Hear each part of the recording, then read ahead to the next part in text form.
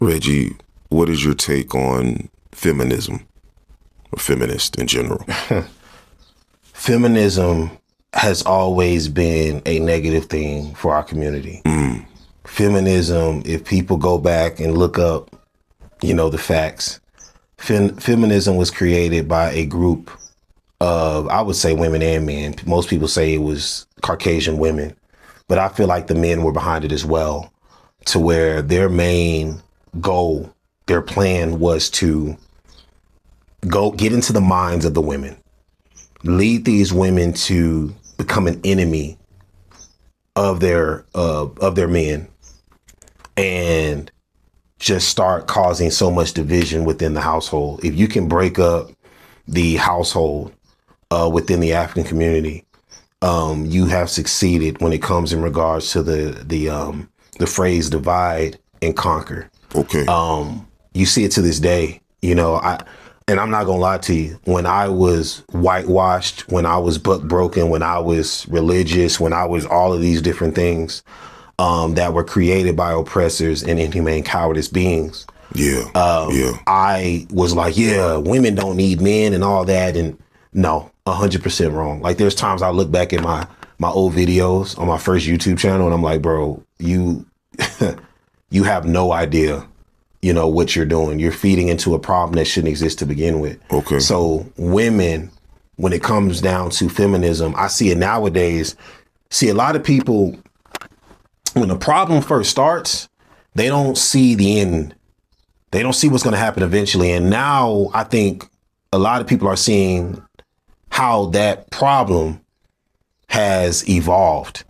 And now you see a lot of women saying, we don't need men. We don't need men. Those same women, I'm independent. I'm this. Where they at now? They ain't doing too good. And I will even go out there, because I know a whole bunch of people are going to say, well, men too. I don't need these women. Us in the African community, or as they say in the West, Black, melanated community, we need each other. Okay. If we allow ourselves to be divided and easily conquered by evil, we have failed not only ourselves, but our communities, our families, our future. Gotcha. You see, so you got videos out there of women clowning women, women who are on government funding. Where do you think that's rooted from? And mind you, government funding, if you look at the statistics for years, and I've known police officers who have relatives, like I'm talking about first sisters, right? Blood sisters, excuse me, who their sisters are on government funding, and they're Caucasian, they're Hispanic, they're Asian. So when it comes to government funding, it wasn't made for our women. Okay. It was made for the lowest, economically speaking, that is Caucasian, and other ethnic groups that wanted to come from their countries in order to make a better life over in America. Yeah. And then over time, feminism crept into the minds of our women. They started going with government funding. You got to remember, too, you can't have a man if you're doing government funding. If you look in these houses of women who don't have a man, who are divorced or whatever, the man's what, they always, hey, you can't have government funding if it's a 2-parent household, with 2, full-time working. No, the government has to take care of you. That's why in a lot of places, in a lot of communities, they call a lot of people hood babies. They call them, hood wenches, bed wenches. They call all of these things. And I've even said this out loud. I've been like, oh, you a hood baby, you a hood wench, and all that. And is it wrong for me to say that? Yes, because it is a derogative term. Gotcha. But I will say that there are a lot of people out there in the African community who they don't want a man because they know for a fact that they would rather depend on the government to take care of them and their children than a man who could possibly hurt them, who could possibly do them like the first man or the last man or however many men they've gone through, leading them to where they are now mentally and spiritually and emotionally. You got to remember, too, when a woman or a man gets hurt, they start, this is a big mistake, they start going to a third party or another source outside of themselves, outside of their union, outside of a community, to where this third party does not want what's best for you. They want what's worse for you. So they're going to tell you, leave that sorry ass nigga, leave that sorry ass man, leave that sorry ass woman.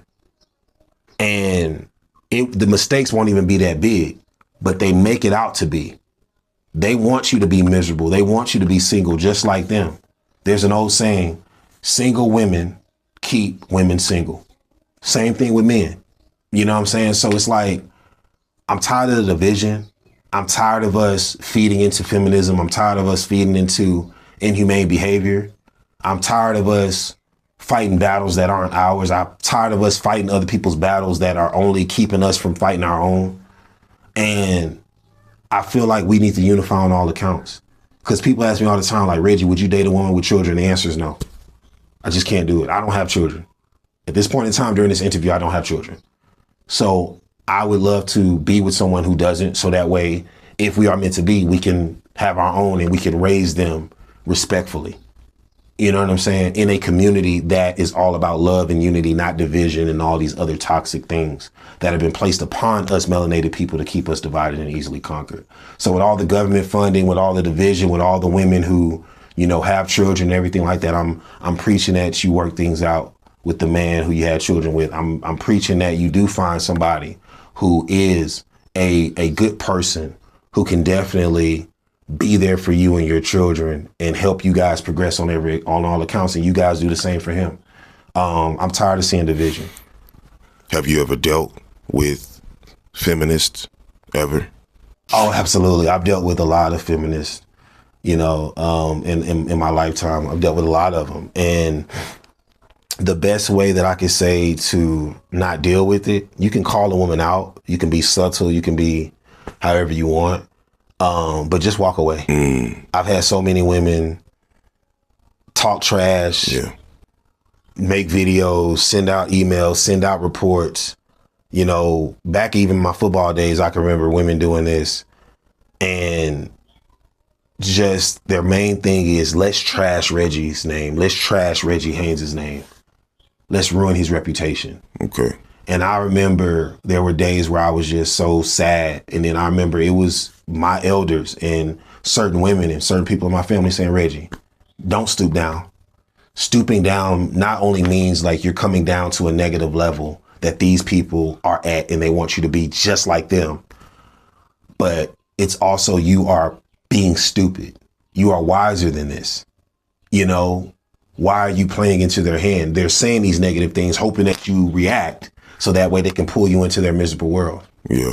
If you're that fucked up of a person, Reggie, and they're acknowledging that, a smart person would not want you in their life. Yeah. There have been plenty of women who have told me, Reggie, you're fucked up. I don't want nothing to do with you. And they left and never came back. There have been many times where I've dealt with women and dealt with situations. You're a fucked up person. This is a fucked up situation. I don't want nothing to do with you. And I've left and never looked back. Okay. And I feel like that's the way it's supposed to be. Once you realize that this particular situation isn't for you, leave. Yeah. And that's what I've done. There's been so many people, no, we're going to fight. I'm going to respond and we're going to go back and nope, absolutely not. Gotcha. And there's been times where I've responded and I'm like, shouldn't have done that. But close it off. Do not go back and forth. Gotcha. And I'm telling you, when I was a child, I used to hear men tell me this all the time, bro, you ain't never going to win an argument with a woman. Now, as I got older, I started realizing you're never going to win an argument with a bitter woman, with a bitter person, with an inhumane coward, because they're always right. They're never taking accountability. You're always wrong. They're always focused on the problem, never on the solution, which is why they're always in a problematic and miserable state. The best thing for you to do is leave and never go back to that situation ever again. That's how I've handled it.